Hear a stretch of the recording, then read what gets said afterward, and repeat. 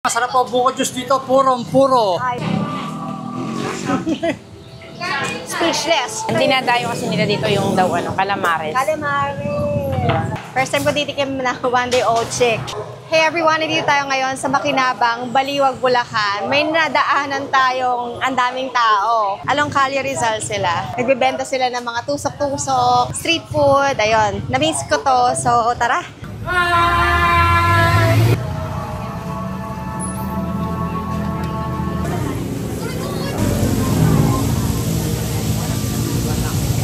Si Madam Gina, napaka-humble. Siya may-ari nito. Pinagmamalaki nila yung kanilang purong buko juice na kilala dito sa Baliwag. Wala silang ibang nilalagay, walang tubig, yelo lang, at saka asukal.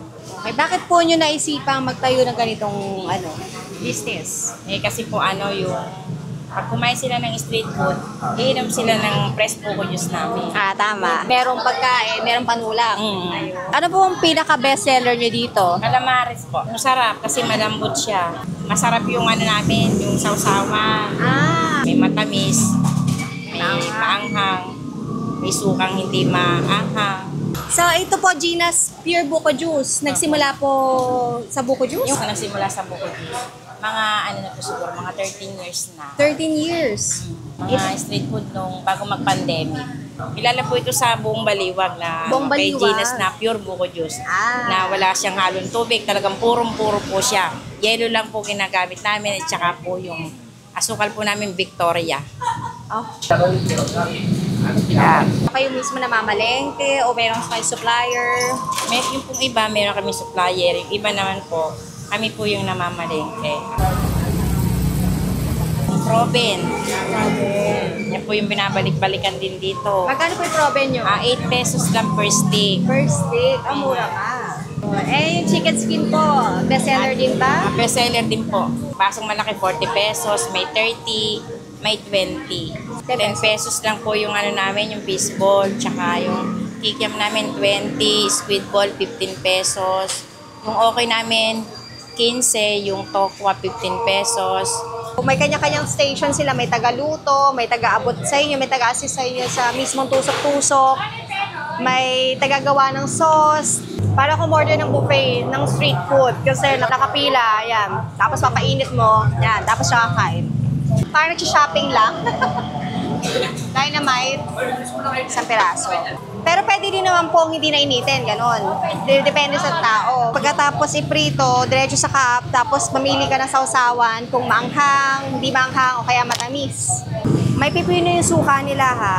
Pinagmamalaki nila yung tamis anghang ng suka nila. So malalaman natin now. Ayan. Calamares sa bagong luto. Cheers!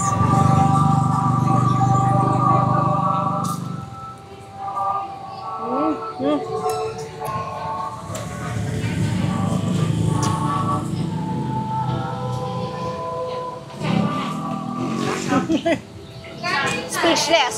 Tamis ang hanga talaga. Masarap yung suka nila, promise. Malambot yung calamares. Yung nga sinasabi ni ate. Hindi rubbery, malambot. Bagay. Ang suka, ang sarap. Yung penoy nila walang coating, pero kulay orange. Talagang buong penoy. First time ko titikim na one day old chick.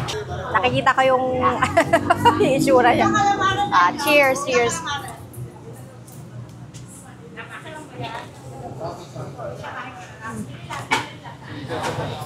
Nararamdaman ko yung mapaa-paa. Tsaka yung tuka. Parang siyang balot. Parang hirap yung lunukin. May pagkamapait. May part na mabait. Meron. Kailangan ko ng chaser. Pure buko juice. Walang nilalagay na tubig, yelo lang, tsaka konting asukal. Try natin yung matamis nilang sauce para sa tokwa. Parang siyang sauce ng itik. Yung alam mo yung itik? Yung pitong itik. Ang probe nila malaki ha. Kaya bought them. Hindi siya more on coating. Nararamdaman mo yung mismong proben talaga. Chicken skin, bawal initin kasi mawawala yung luto. Masarap yung calamares nga nila, promise. At saka bagay na bagay sa suka. Yung maanghang na suka, hindi ganun kaanghang. Actually, walang anghang para sa akin. Pero siguro sa iba maanghang na. Pero yung lasa niya, manamis-namis, na maasim. Perfect lang, nasausawan ng kanilang calamares, tsaka nung iba't ibang tusok-tusok. Malapit lang sila sa simbahan na Makinabang, tsaka sa barangay hall na Makinabang. Ay, hello po. Ay, salamat po. Hello po. Madalas kayong kumakain dito? Opo, masarap po dito. Lalo po yung buko pie nila. Ayun. Po yung buko pie. Mura, tapos nakakabusog pa. Tsaka talagang sakto-sakto sa panlasa natin, di ba? Minsan malaki, minsan mahina. May time na, may araw na matumal eh. Suke, araw-araw, babalik kayo. Dito po, masarap po buko juice dito, puro. Ayun. Dito lang po sa may gitna ng simbahan at Makinabang at Barangay Hall. Malaking tulong po sa amin. Nakakatulong ako sa mga pamangkin ko, tsaka po sa mga kapatid ko.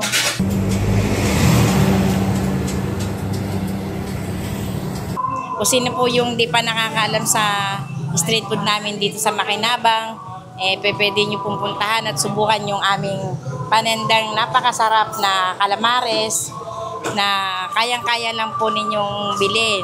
30 pesos lang po per stick. Ang open po namin 9 a.m. to 9 p.m. Tapos araw-araw po yun? Araw-araw po.